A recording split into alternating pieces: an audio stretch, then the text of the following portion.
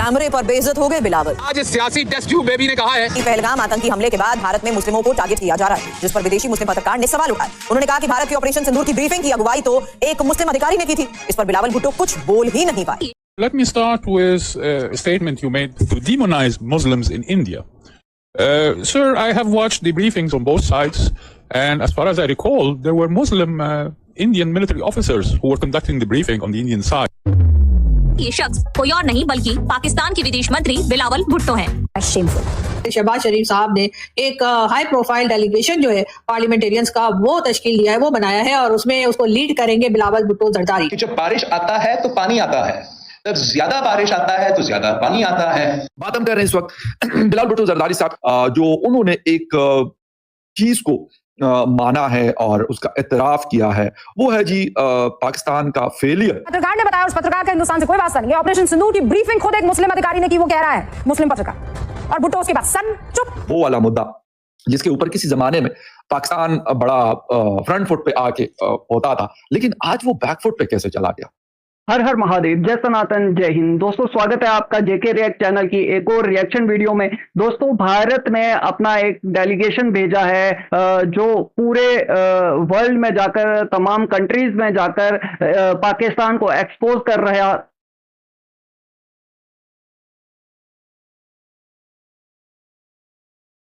दोस्तों भारत ने अपना एक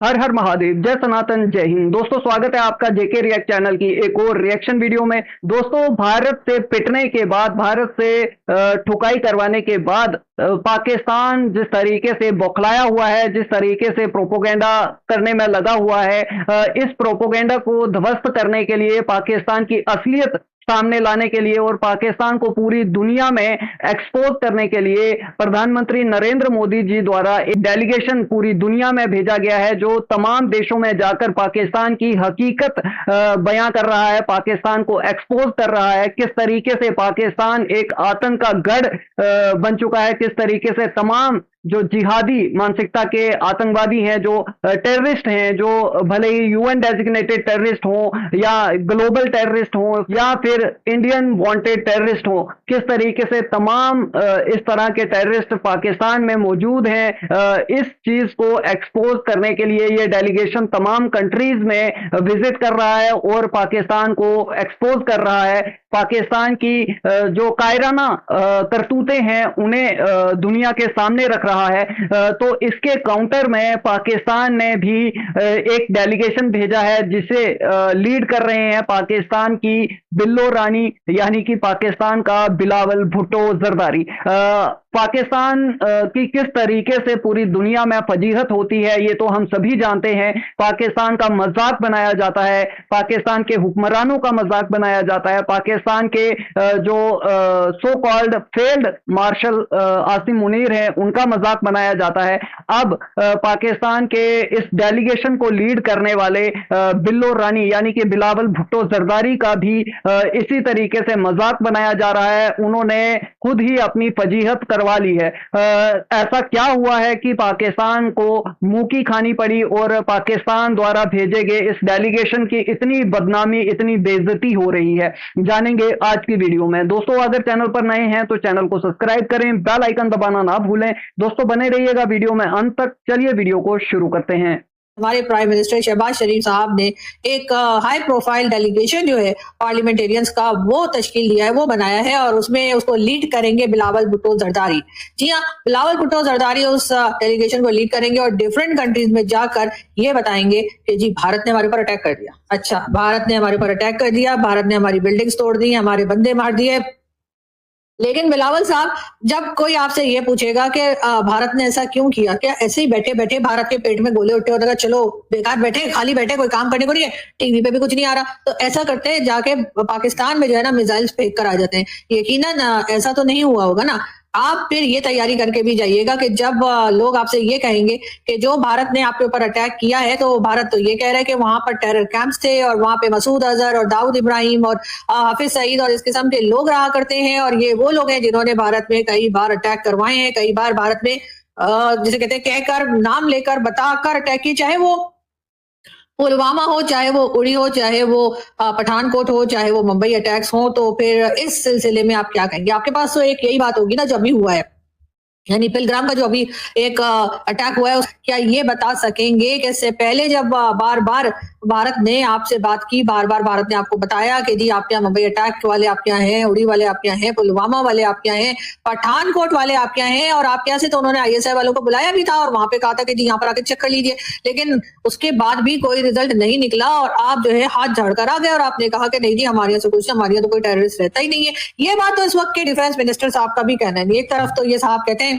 कि जी पाकिस्तान पिछले 15 साल से जो है इसी तरह के मिलिटेंट्स को पाल रहा है, और 3 साल से मिलिटेंट्स को पाल रहा है अमेरिका के कहने पर, और उसके बाद जो है जाहिर है वहां से आपको डॉलर मिल रहे थे तो आपने वो बात मान ली, लेकिन खैर अब आप ये बात भी मान चुके हैं। लेकिन जब भारत कहता है कि आपके यहाँ से अटैक हो रहे हैं, आपके यहाँ से मिलिटेंट्स के लोग, या आपके यहाँ से जो जिहादी माइंडसेट आपने बना के रखा है वो जाकर वहां पे गड़बड़ कर रहा है, तो आप साफ इनकार कर देते हैं। तो जी हाँ दोस्तों, ये बात बिल्कुल सही है। आप इस बात से अंदाजा लगा सकते हैं कि एक तरफ तो ये खुद मानते हैं कि पिछले 30 सालों से ये यूएस के कहने पे या किसी और के कहने पर ये इन जिहादियों को पाल रहे हैं, पोस रहे हैं, इन्हें बड़ा कर रहे हैं, और मौका आने पर ये इनसे काम भी लेते हैं। वहीं जब इन्हें आईना दिखाया जाता है, जब इन्हें सबूत दिए जाते हैं कि भारत में जो दहशतगर्दी हो रही है उसके पीछे इन जिहादियों का हाथ है, पाकिस्तान की फौज का हाथ है, Pakistan army cross border terrorism के तहत ये सब घटनाएं भारत में करवा रही है, तो उसके लिए ये बिल्कुल हाथ खड़े कर देते हैं, साफ इनकार कर देते हैं, कहते हैं कि इस तरह का कोई भी जिहादी हमारे पाकिस्तान में मौजूद ही नहीं है।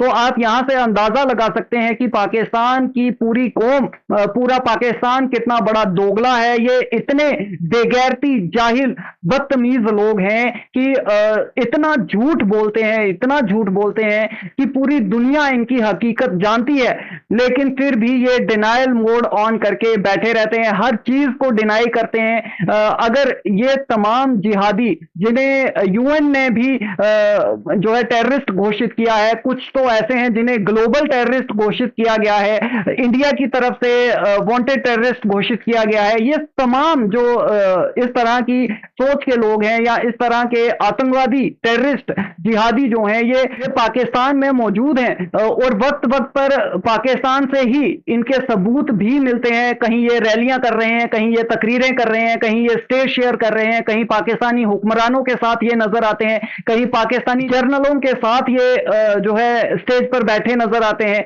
और कई वीडियोस तो ऐसी भी सामने आई हैं जिनमें ये खुद ये मानते नजर आ रहे हैं कि हम कश्मीर में जिहाद करते हैं, हम जो है भारत में आकर के माहौल बिगाड़ते हैं, मासूमों निहत्तों पर जो है गोलियां बरसाते हैं, हिंदुओं को मारते हैं, भारतीय फौज पर हमले करते हैं। मतलब पाकिस्तानी खुद ही इस तरीके के सबूत जो है वो सामने लाते हैं और फिर इनका डिनायल मोड ऑन हो जाता है। हर चीज को मानने से डिनाई करते हैं, हर चीज से इनकार कर देते हैं। अब ऐसा कुछ नहीं होगा, क्योंकि प्रधानमंत्री मोदी ने ये मन बना लिया है कि अब भले ही पाकिस्तान कितना भी इनकार करे, लेकिन इनकी असलियत पूरी दुनिया के सामने आनी चाहिए। पूरी दुनिया को यह पता चलना चाहिए कि पाकिस्तान एक दहशतगर्द मुल्क है। पाकिस्तान में तमाम जिहादी आतंकी टेररिस्ट जो हैं वो मौजूद हैं और पाकिस्तान की फौज कहीं ना कहीं इनका साथ दे रही है। पाकिस्तान की फौज के रहमो करम पर ही ये पल रहे हैं। तो अब पाकिस्तान को एक्सपोज किया जा रहा है।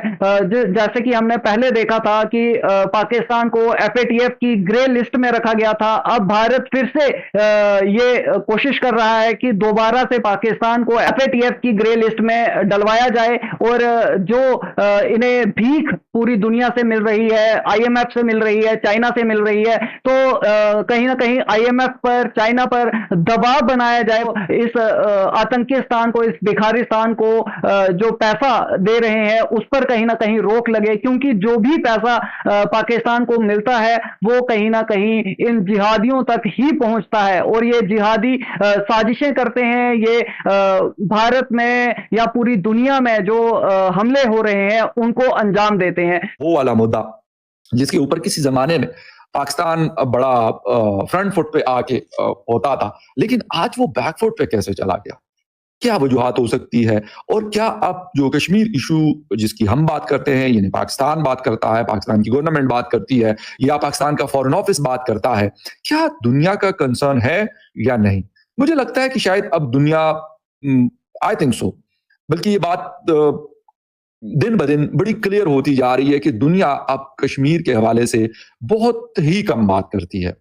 अगर पहले 50%, 60% बात होती थी, तो आज शायद 4% या 5% बात होती है, यानी 95% नहीं होती। अच्छा, यहां पर बहुत सारे हमारे इंडिया में देखने वाले या हमारे इंडियन दोस्त वो कहते हैं कि यार ये मुद्दा नहीं है, ये नहीं है, वो नहीं है। खैर, वो एक अलग बड़ा एक बहस है। वो कहते हैं हमारा इंटरनल मैटर है, तो वो भी, उसके ऊपर भी बहस हो सकती है कि जी इंटरनल है, एक्सटर्नल है, क्या नहीं है। यहां पे मुझे बात करनी है पाकिस्तान के हवाले से कि पाकिस्तान क्यों बैकफुट पे चला गया। किसी जमाने में ये हिंदुस्तान के लिए एक बड़ा, एक जिसे कहते हैं कि दुखती रग हुआ करती थी, यानी उनको पता होता था कि यार पाकिस्तान आएगा, उनके साथ हो सकता है 20, 30, 50 कंट्रीज इस बात को बात भी करेंगे इसके ऊपर, और ये बहस होती रहती थी। ऐसा नहीं है कि ये बहस नहीं होती थी, बट एक चीज हुई कि हिंदुस्तान ने इसके ऊपर थ्रू आउट ए टाइम उन्होंने वर्क किया, करते रहे, ऐसा किया जिस तरीके से हम पुराने वक्तों में टेस्ट इनिंग्स देखा करते थे।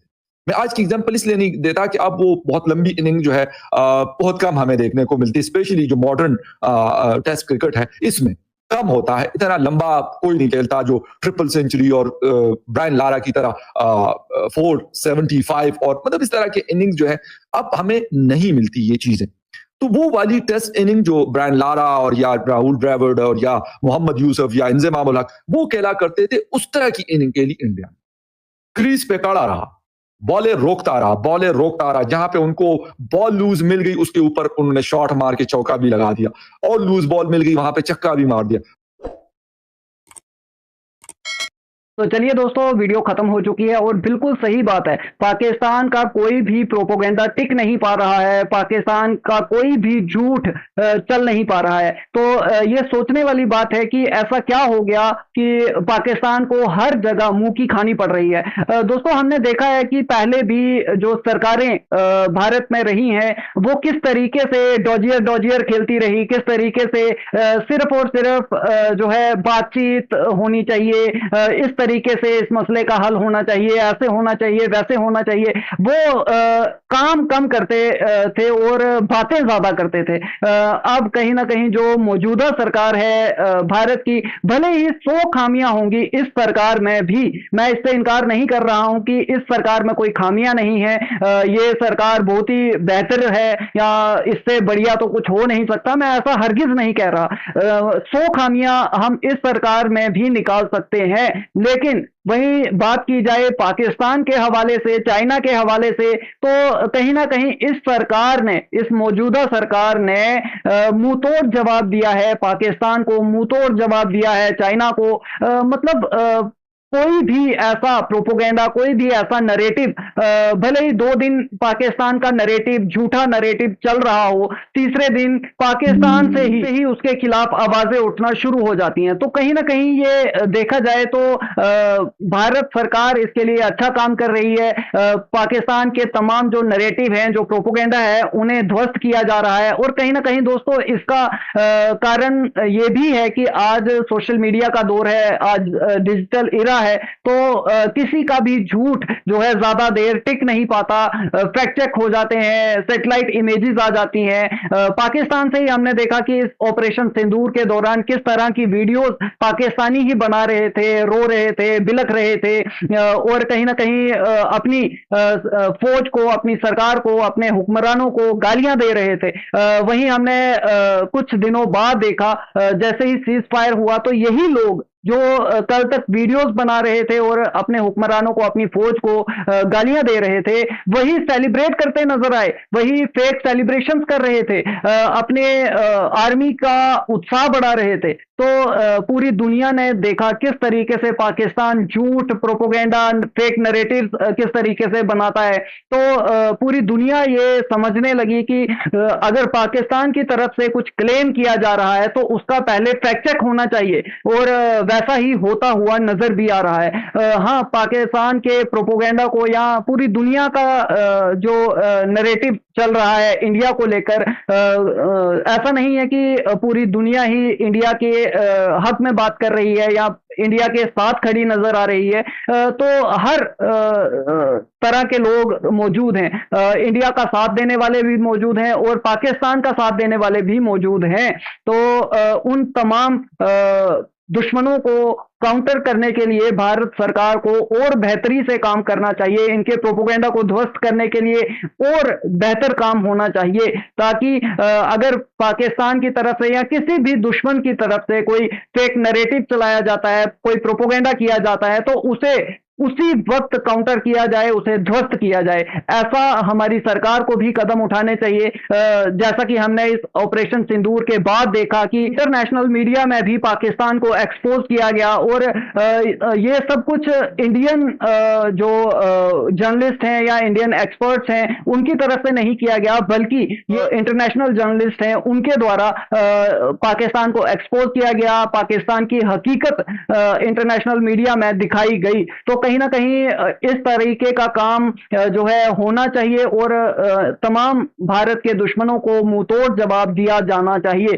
दोस्तों, इसे लेकर आपके क्या विचार हैं, आपकी क्या राय है, हमें कमेंट सेक्शन में जरूर भेजें। वीडियो पसंद आई हो तो लाइक करें, शेयर करें। मिलते हैं आपसे अगली वीडियो में, तब तक के लिए हर हर महादेव, जय सनातन, जय हिंद, स्टे सेफ।